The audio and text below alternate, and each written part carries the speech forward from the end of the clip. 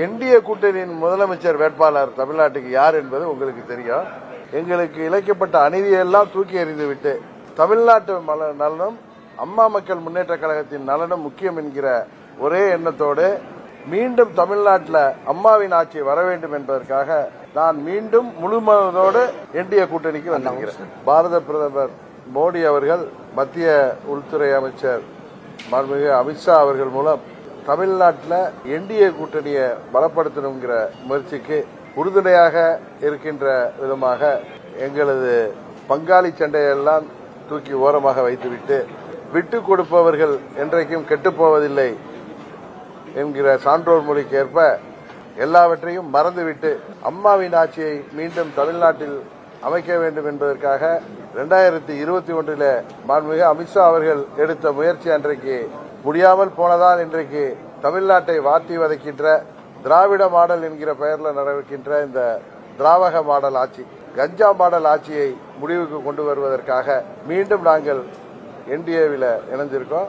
இந்த தேர்தலில் அம்மா மக்கள் முன்னேற்ற கழகத்தின் ஒவ்வொரு நிர்வாகியும் தொண்டரும் என்டிஏவின் வெற்றிக்காக தமிழ்நாடு முழுவதும் அவர்கள் ஓயாமல் உழைத்திடுவார்கள். உறுதியாக 21 தவறிய அம்மாவின் ஆட்சியை இந்த முறை நாங்கள் உறுதியாக தமிழ்நாட்டிலே உருவாக்கி காட்டுவோம் என்பதை இந்த நேரத்தில் நான் மகிழ்ச்சியோடு சொல்லிக் கொள்கிறேன்.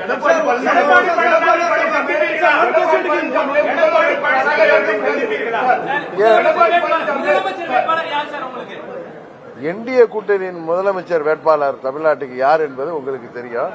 எங்கள் முதலமைச்சர் வேட்பாளர் யார் என்பது உங்களுக்கு தெரிந்து நீங்கள் எங்கள்கிட்ட கேட்பது